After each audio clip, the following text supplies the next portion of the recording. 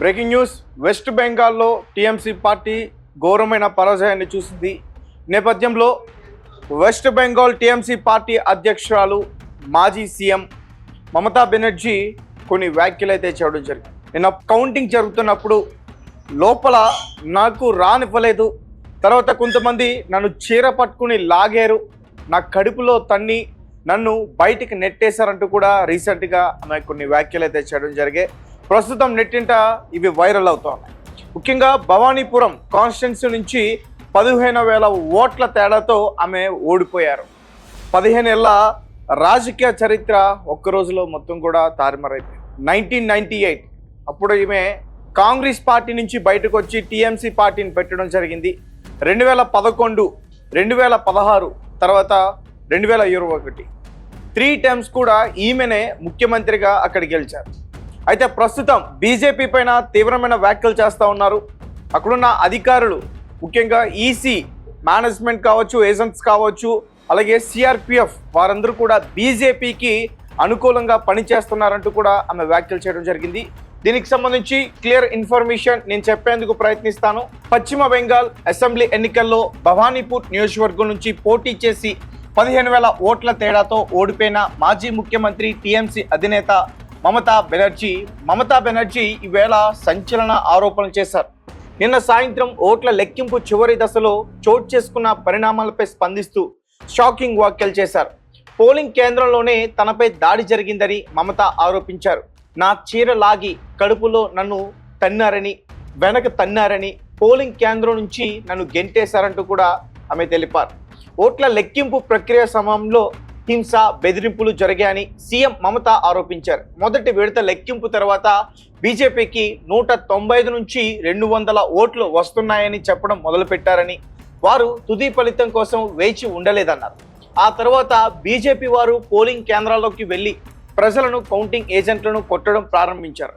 తమ party counting ఏజెంట్లను బలవంతంగా బయటికి పంపించారని, పరిస్థితి ఉధృతంగా మారే సమయానికి తాను సుమారు 30,000 ఓట్ల ఆధిక్యంతో ఉన్నానని బెనర్జీ మాట్లాడడం జరిగింది. తర్వాత అప్పుడు బీజేపీ అభ్యర్థి 200 మంది సిఆర్పిఎఫ్ సిబ్బంది 200 మంది బయట గూండాలతో కలిసి లోపలికి వెళ్లారని, వారు తమ వాళ్లను కొట్టారని మమత తెలియజేశారు.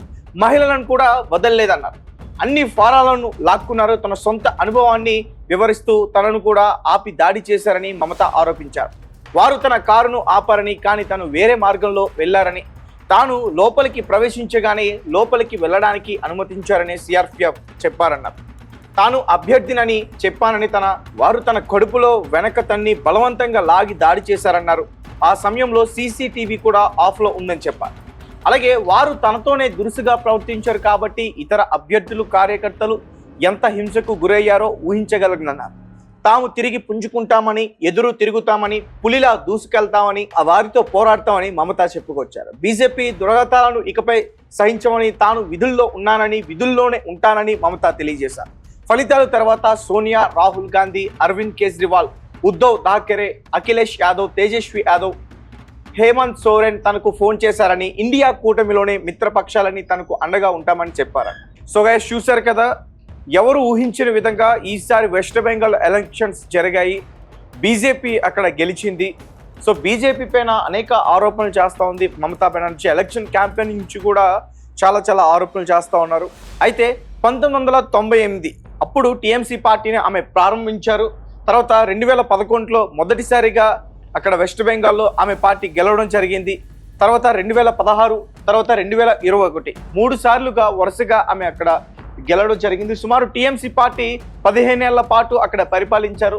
కానీ అక్కడ ప్రజల యొక్క ఏదైతే వారు కొత్త వ్యక్తులకి అవకాశం ఇద్దామని చెప్పి, అంటే కొత్త పార్టీ, అంటే ఇప్పుడు బీజేపీ ఎప్పటి నుంచి ఉన్నా కానీ వెస్ట్ బెంగాల్లో గవర్నమెంట్ ఫామ్ చేయడానికి, కొత్త వారికి అధికారం చేపట్టాలనే నిర్ణయంతో వారు ఈమెను ఓడించారు, బీజేపీని అక్కడ గెలిపించారు. కానీ ఈమె మాత్రం ఓట్ చోరీ జరిగింది, ఈవీఎం ట్యాంపరింగ్ జరిగిందంటూ కూడా ఆమె ఆరోపణలు చేశారు. అలాగే తను ఏదైతే సీఎం పదవి ఏదైతే ఉందో ఆపద్ధర్మక సీఎం, దానికి కూడా నేను రాజీనామా చేయనంటూ కూడా ఆమె మాట్లాడడం జరిగింది. సో మమతా పైన మీ కమెంట్స్ ఏంటి?